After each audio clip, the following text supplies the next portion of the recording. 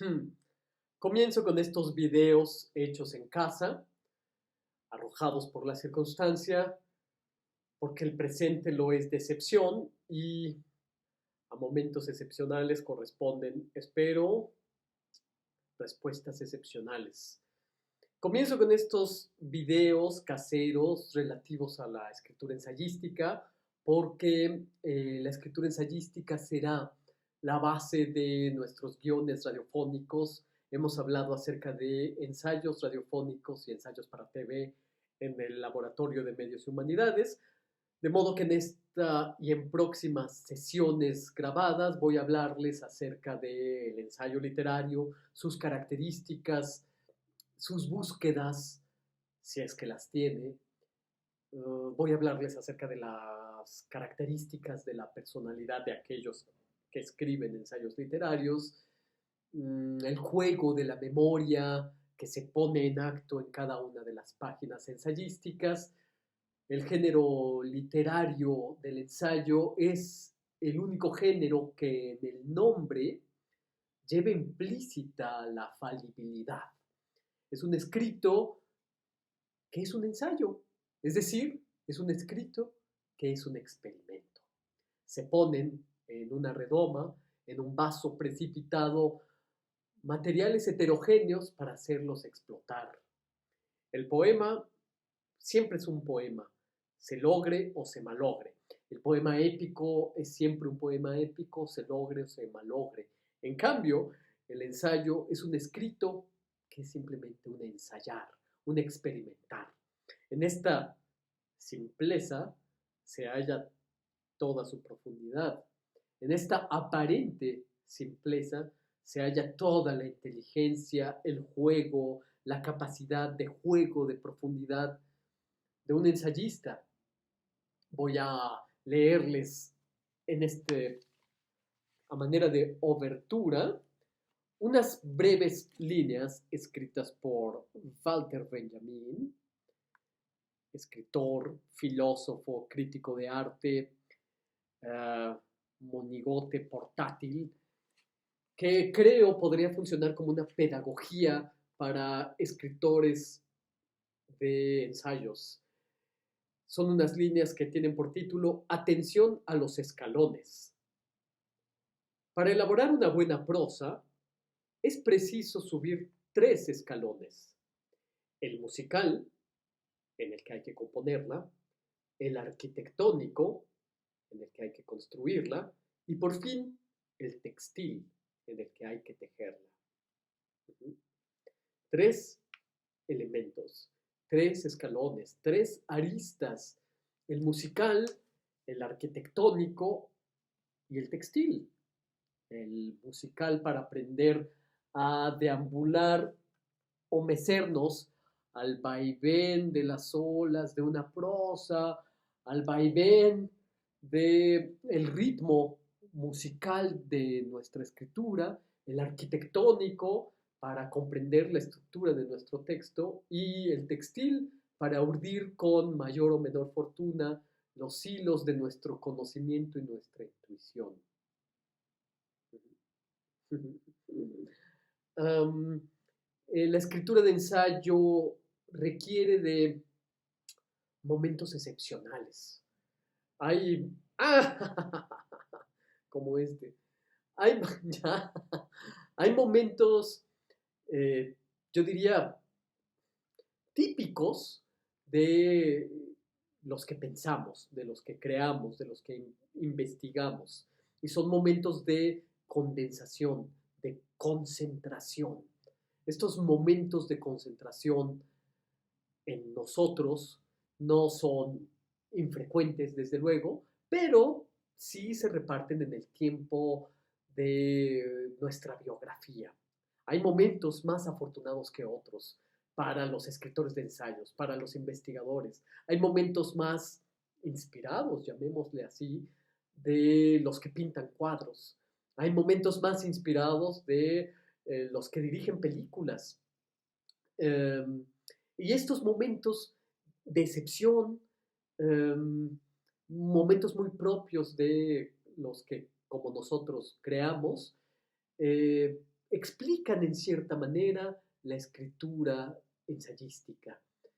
Recuerde que a mí me gusta hacer enlaces, vinculaciones con otras disciplinas del conocimiento, pero también otras disciplinas artísticas, y constantemente estaré comparando la tarea del investigador, la tarea del historiador, con aquellas del cineasta o aquellas del pintor, del dibujante, eh, y estableciendo otros vínculos con los del sociólogo, el bailarín, el coreógrafo, el dramaturgo, en fin. De modo, voy a decirles que eh, Alfred Hitchcock, que es mi cineasta favorito, dirigió más de 50 largometrajes en su vida.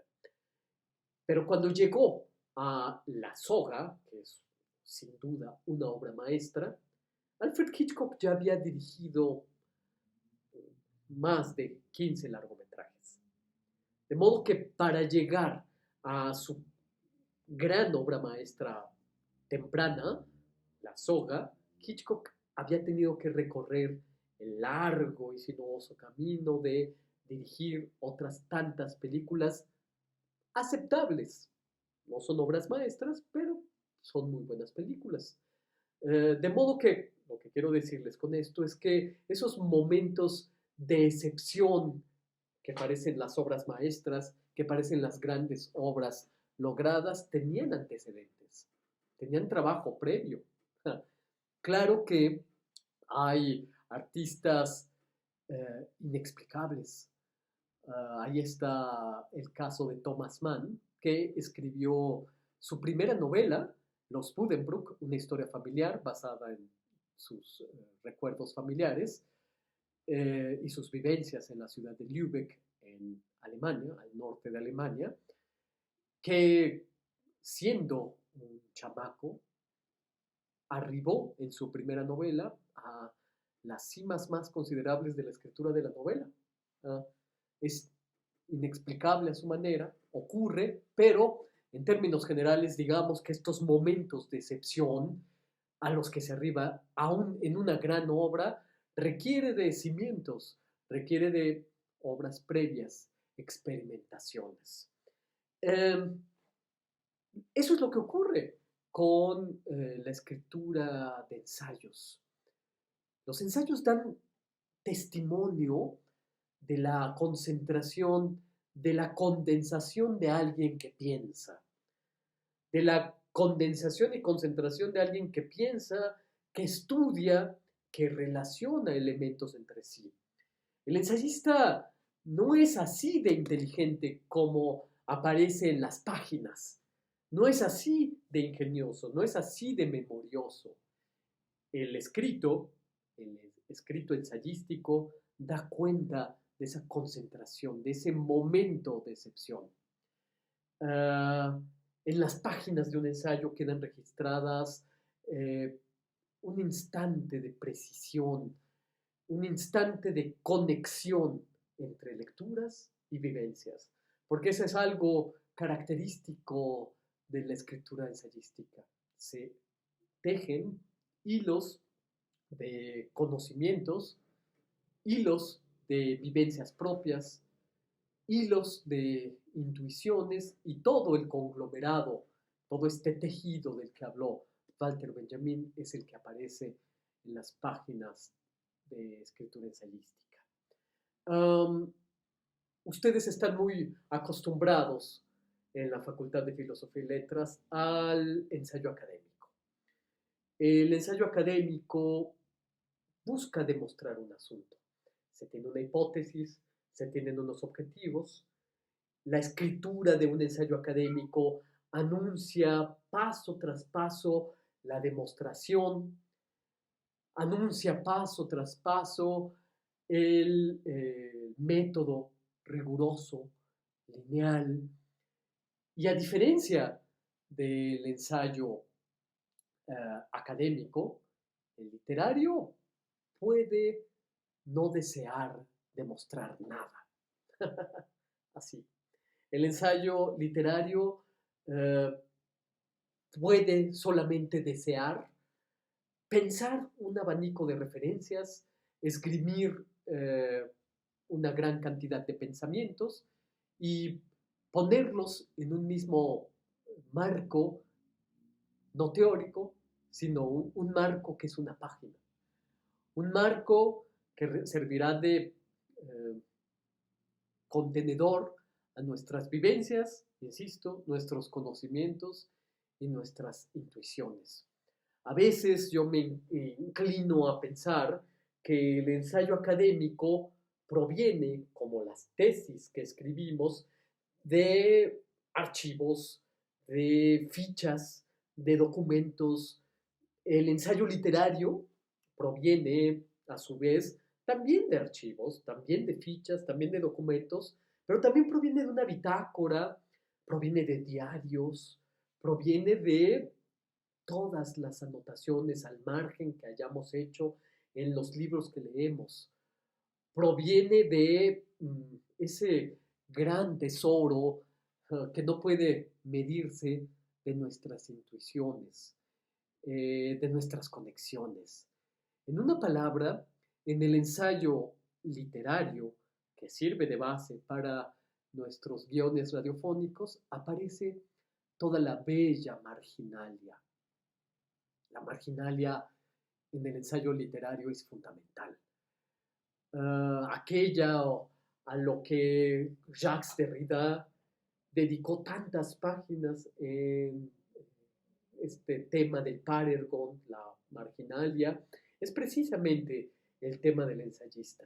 El margen de las páginas de nuestros estudios se desborda y entra al flujo de nuestra prosa. En el margen de un libro leído aparecen iluminaciones, conexiones. Por el margen entra, por así decirlo, la fenomenología del entendimiento.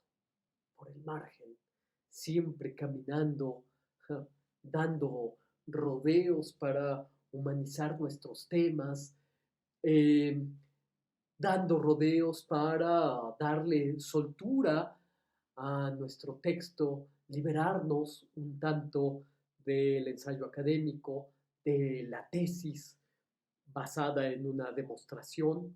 Aquí podemos solamente desear caminar, deambular por un amplio espectro de referencias.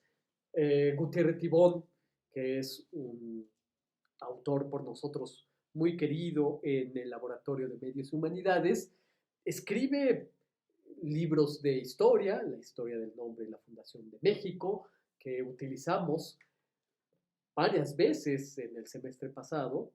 También Gutiérrez Tibón era un gran escritor de ensayos, era un gran escritor de colaboraciones periodísticas. Tiene, por ejemplo, lo que él llamaba los divertimentos lingüísticos o las indiscreciones etimológicas. Y en estas escrituras, divertimentos lingüísticos, indiscreciones etimológicas, aparecen con mucho gracejo, con mucha gracia, su sentido del humor, su sentido de la intuición. Aparece al mismo tiempo su gran rigor de estudioso.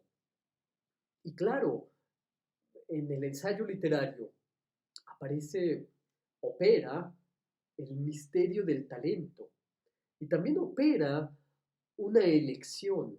Tibón decide vivir de sus escritos. Del mismo modo que Voltaire es el inventor de la figura del intelectual, viviendo de sus propios escritos, escindiéndose de las cortes, a pesar de que su libro, El siglo de Luis XIV, lo escriba en la corte de Sajonia. Tibón, como Voltaire, decide vivir de sus escritos. Y esa es otra de las características. El ensayista literario puede, oh maravilla, vivir o malvivir de sus escritos. En el ensayo literario es donde aparece lo que yo llamaría la poética de la erudición, el juego de la erudición. Estudiamos, leemos, profundizamos con rigor en alguno de los asuntos de nuestro interés Pero en el ensayo literario jugamos con todo esto. Aparece nuestra capacidad poética, la poética, insisto, de la erudición. Unas breves líneas de los divertimentos lingüísticos de Gutiérrez Tibón. El mundo subterráneo de los nombres. Al explorar el mundo subterráneo de los nombres, descubrimos que Bernardo oculta un antiquísimo tabú, que el tótem se perpetúa en Columba, que Félix es una reliquia de los primitivos valores fisiológicos en el lenguaje humano. El fragor de los dioses védicos repercute en Martín. Las raíces de Celiano están hundidas en el misterioso calendario etrusco. Con Serapión llegan hasta nosotros el resplandor de Osiris y los mugidos del buey Apis. Hormisdas esconde a Ahura Mazda, el dios del bien en la religión de Zoroastro, y nos trae resonancias del auge maniqueo. Aquiles y Diómedes nos hablan al cabo de 32 siglos de la epopeya troyana. Rómulo evoca los albores del mundo latino, Obdulia la conquista musulmana de España. El común denominador y la principal razón de la supervivencia de todos estos nombres es el calendario cristiano. Allí están San Bernardo Abad, San Serapión Anacoreta, San Hormisdas Papa, San Rómulo Obispo, Santa Obdulia Virgen y Mártir. Gracias a la visita de Jesús al limbo, los patriarcas y los profetas hebreos se vuelven San Abraham y San Noé, San Isaías y San Amós. Hay, sin embargo, un gran número de nombres de pila, los adéspotas, ausentes del santoral, pero no por eso merecen menos atención. Nombres mitológicos como Héctor y Delia, históricos como Aníbal y Napoleón, literarios como Ofelia y Graciela, nombres de flores como Dalia y Camelia. El Nuevo Mundo perpetúa el recuerdo de sus héroes autóctonos con propósito de afirmación nacional. Anacaona y Lautaro, Lempira y Cuauhtémoc. Los nombres de persona compendian la historia de la civilización. Su estudio no es solo deleitoso y rico en sorpresas, sino que se hace imprescindible por sus alcances filológicos, históricos y sociológicos. El conocimiento del valor significativo de nuestros nombres pertenece, sin duda, a la cultura general, pero si las etimologías de los nombres comunes son fáciles de hallar, los de los nombres propios no aparecen ni en los diccionarios enciclopédicos. La razón está en que se ignoraban en buena parte. La onomástica es una disciplina apenas cultivada en los países hispanoamericanos. Un breve ensayo de Gutiérrez Tibón de sus divertimentos lingüísticos, una colaboración que además apareció en el periódico Excelsior, está compendiado en el libro Lo extraño y lo maravilloso, una antología de Miguel Ángel Muñoz. Y aquí vemos precisamente esta poética de la erudición que es tan acentuada en Gutiérrez Tibón.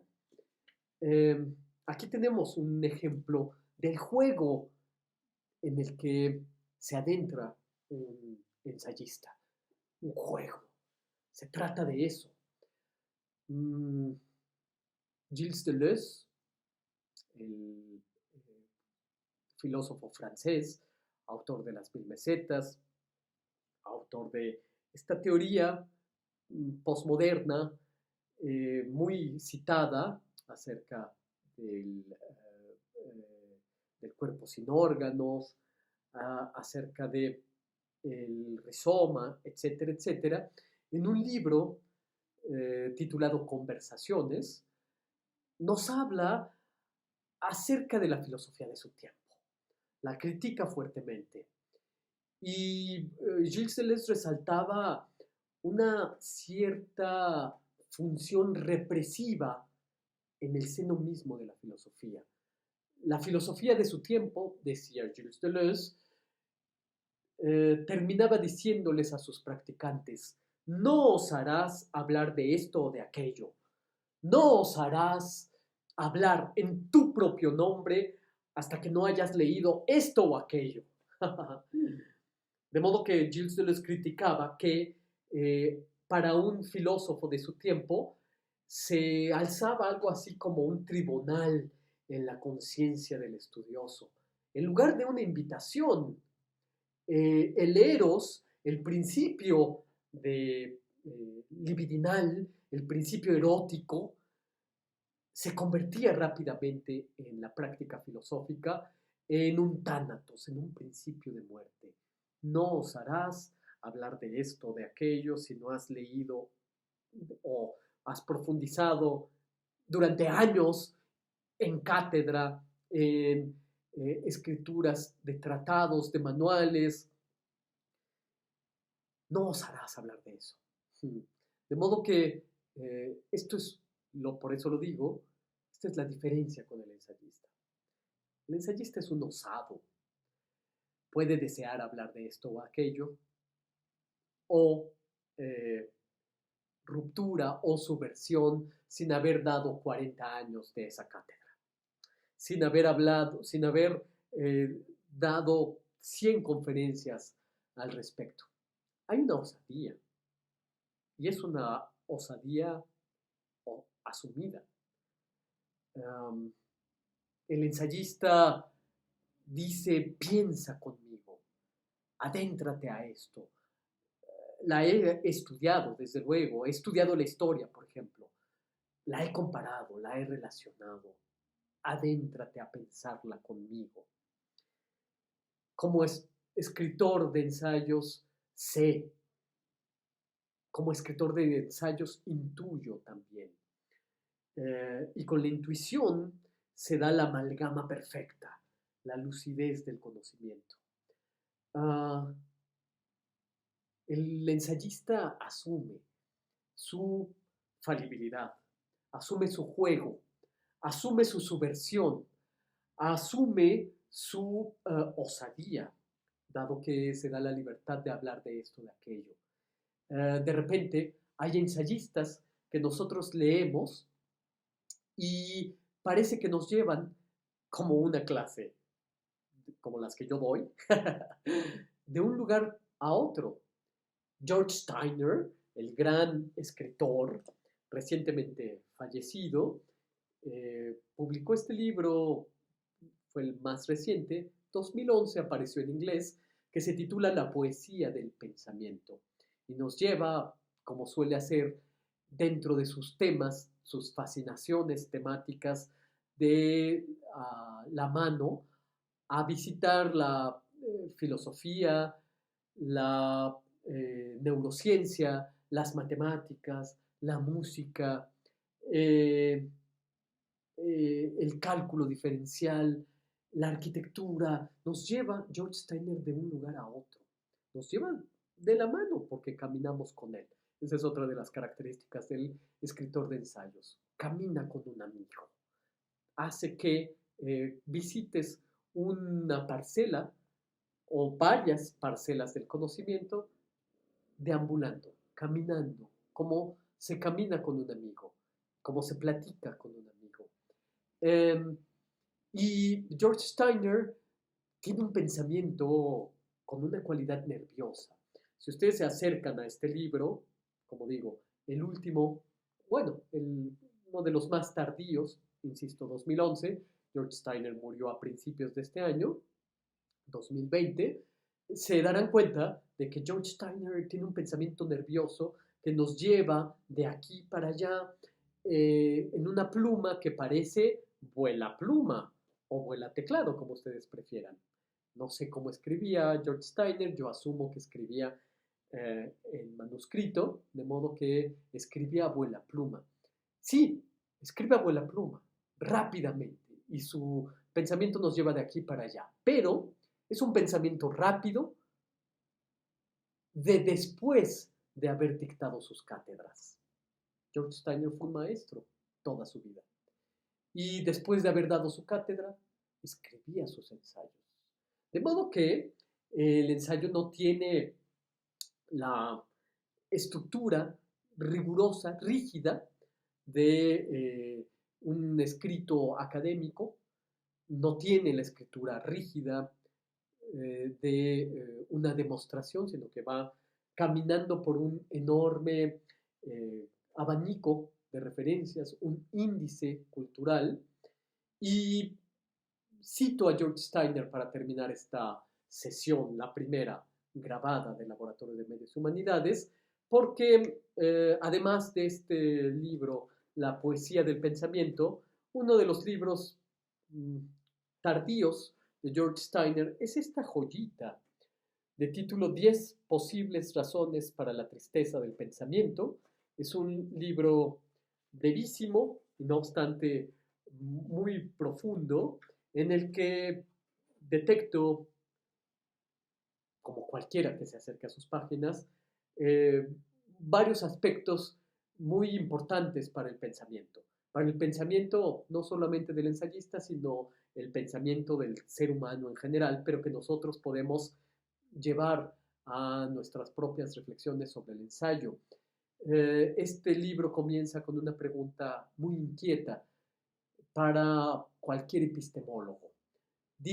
Pregunta George Steiner, ¿por qué no puede ser alegría el pensamiento?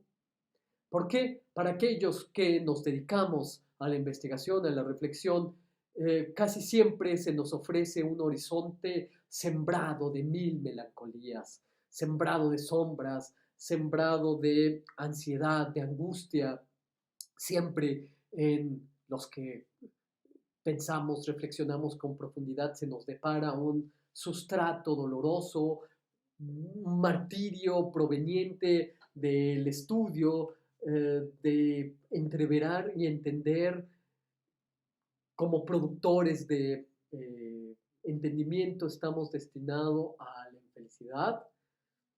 ¿Ese es el destino? ¿Por qué? ¿Por qué no ha de ser alegría el pensamiento? Pregunta George Steiner. Yo pienso, laboratoristas, que la alegría del pensamiento puede hallarse en un puñado de ensayos. A decir verdad, entre paréntesis, también pienso que la alegría del pensamiento puede encontrarse en un puñado de dibujos, en un puñado de películas, en un puñado de creaciones humanas. Desde luego que sí. Pero puede hallarse, para nuestro tema, aquí en el Laboratorio de Medios y Humanidades, en la escritura del ensayo. En el ensayo podemos encontrar la felicidad del pensamiento. Leyendo a Michel de Montaigne, leemos un pensamiento alegre, no necesariamente eh, haciendo aspavientos de su alegría, desde luego que no. Pero podemos encontrar en Montaigne, inventor del ensayo literario, en próximas sesiones les hablaré de Michel de Montaigne, podemos encontrar ahí páginas alegres. Cuando leemos páginas de George Steiner, también podemos encontrar, a pesar de toda la inteligencia, a pesar de todo el fárrago y peso de su erudición, páginas alegres. Leyendo a Steiner nos queda la impresión innegable de asistematicidad, característica principal del ensayo literario. Este libro no tiene aparato crítico. Las notas al pie de página parecen estar incluidas dentro del fárrago, dentro del flujo de su prosa, de su pensamiento. Nos introduce a una alegría, ya lo he dicho, pero también a un ámbito meditativo. Después de leer ensayistas, nos quedamos profundos, nos quedamos meditativos. Cuando leemos a George Steiner, nos encontramos al equivalente escrito del proceso de pensar. Cuando pensamos, no lo hacemos nunca de manera lineal. Nuestro pensamiento viaja de aquí para allá, recorre las estancias de nuestras memorias, de nuestra mansión memorística y va de aquí para allá, yerra, intenta, se regresa, vuelve a intentarlo, va de aquí para allá, nunca en línea recta, sino más bien haciendo círculos, haciendo zigzag Y esta es una de las características del ensayo. Dice George Steiner en 10 posibles razones del pensamiento, 10 posibles razones para la tristeza del pensamiento, que 1. El pensamiento puede jugar. El pensamiento juega con el futurible. Somos probablemente la única especie que pueda hacer planes a futuro y se expresa lingüísticamente a través de el condicional, el subjuntivo. Podemos hacernos hipótesis de juego, podemos hacer en nuestra conciencia momentos en que nos adelantemos a lo que va a ocurrir. Tenemos capacidad de imaginar, de convocar, y esta capacidad de convocar, de imaginar en el futuro es una capacidad trascendente. Esto es una característica de lo que ocurre en el ensayo. Todo el tiempo juega, todo el tiempo lanza hipótesis, todo el tiempo lanza futuribles. 2. Característica de nuestro pensamiento es que el pensamiento no está enteramente bajo nuestro control. Para dolor de todos los que practican meditación.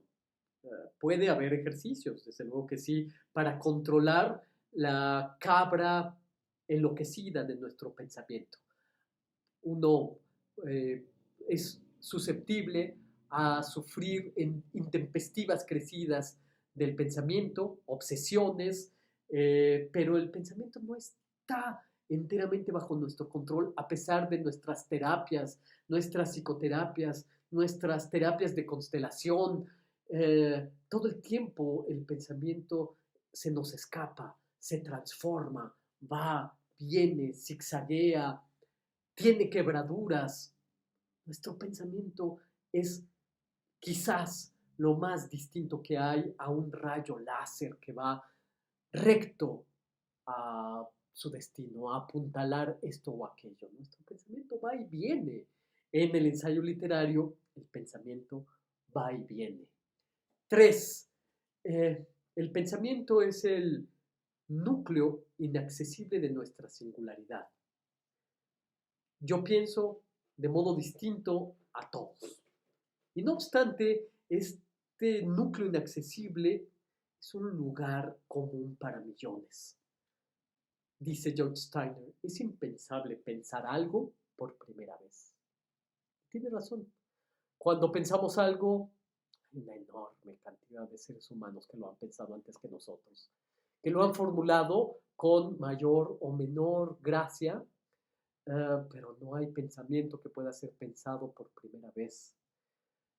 4, un elemento crítico apuntado por George Steiner en sus 10 razones para sus 10 posibles razones para la tristeza del pensamiento, es que la verdad está siempre enredada en coordenadas históricas, en coordenadas ideológicas, y que en contra de esa verdad ideológica enredada en las coordenadas históricas, siempre se le puede combatir con un pensamiento creativo. La creatividad es lo único de lo que disponemos para combatir al despotismo de la verdad. A través de nuestro pensamiento creativo, nuestro pensamiento artístico, de nuestra intuición, nos volvemos combatientes en contra de ese despotismo de la verdad.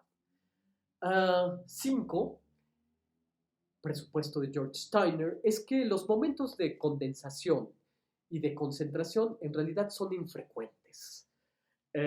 Lo pensado con mucha frecuencia se desvanece. Podemos estar pensando y dándole vueltas a algo, y si no lo apuntamos, si no vamos directamente a ponerlo en papel, se desvanece.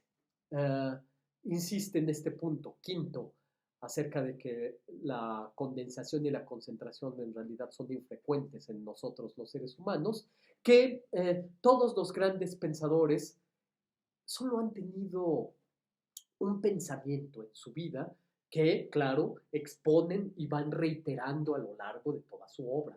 solamente un pensamiento.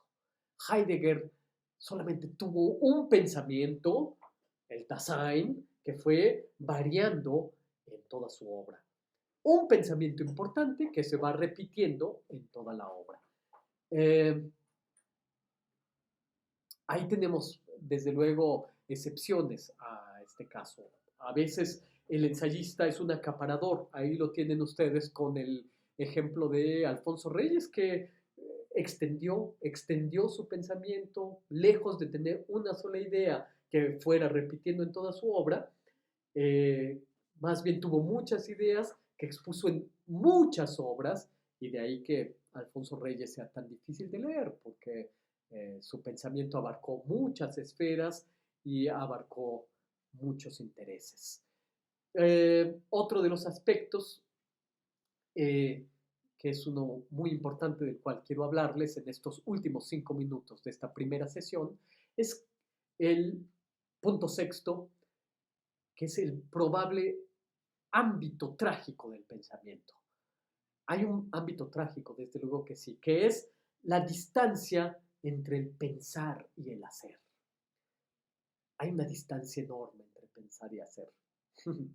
De eso nos damos cuenta con mucho dolor en el proceso de nuestra vida. Es el tema de Aristóteles en la noiesis y la poiesis. Uno puede tener una idea, la noiesis, pero esta idea tiene que realizarse, tiene que hacerse a través de los instrumentos poéticos, los elementos constructivos, realidad. Una idea interior tiene que vérselas con los materiales, con capacidad de escritura, con capacidad pictórica en el caso de un pintor. Uno puede tener una idea genial pictórica, pero hazla. Uno puede tener una idea genial para una novela, escríbela. Todos podemos tener ideas geniales. No todos podemos tener la capacidad resolutiva para hacerlo. Un alemán decía de los mexicanos: si los mexicanos escribieran todo lo que platican, serían la nación más importante de pensadores. A diferencia de los alemanes, según este individuo alemán, era que nosotros no nos poníamos manos a la obra. Eh, Precisamente es lo que tiene Alfonso Reyes como característica. Lejos de estar en charlas de café infructuosas, está escribiendo todo lo que piensa, y de ahí que sea tan amplia su obra eh, ensayística. 7. Es imposible detener el pensamiento. Hay métodos, ejercicios para controlarlo, como hemos hablado. La meditación es una forma, pero es imposible detener el pensamiento. Todo el tiempo estamos pensando. Si ustedes se acercan a las páginas de la novela experimental de James Joyce, El Ulises, se darán cuenta de que el procedimiento escritural es el procedimiento del pensamiento. El pensamiento va y viene, relaciona cosas aparentemente inconexas, y esto es uno de los acertos de George Steiner en su libro 10 posibles razones para la tristeza del pensamiento. El pensamiento nunca se detiene. 8, otro de los ámbitos trágicos, es que nuestro pensamiento no penetra en la persona amada. Ámbito trágico. 9, ¿se puede enseñar el pensamiento? Se hace esta pregunta George Steiner. Da muchas respuestas para adentrarse a la 10ª de las posibles razones de la tristeza del pensamiento, que no voy a esgrimírselas aquí. Yo desearía que más bien leyeran el libro de George Steiner. Me quedaré en el ámbito de la 9ª de sus tesis, de preguntarnos si se puede enseñar el pensamiento. Claro que sí se puede enseñar el pensamiento. Se puede enseñar a pensar, se puede enseñar del mismo modo a escribir. Yo me he planteado enseñarles experimentar una pedagogía alrededor del ensayo literario que nosotros llevaremos al ámbito radiofónico y al ámbito televisivo. Se puede enseñar el pensamiento. Del mismo modo que se puede enseñar a escribir, del mismo modo que se puede enseñar a pintar y a dibujar si los tratamos la pintura, el dibujo y la ensayística como un idioma. Se puede enseñar un idioma. Uno puede aprender con mayor o menor esfuerzo a hablar polaco, a hablar ruso, a hablar portugués. Claro que se puede aprender, claro que se puede enseñar. Y eso es lo que buscamos.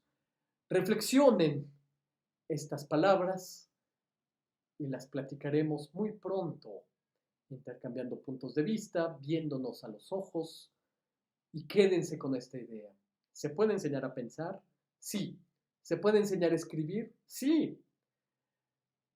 El ámbito de la escritura ensayística sería ese aprendizaje. Se aprende a escribir ensayos y en las páginas aparece el proceso de aprendizaje.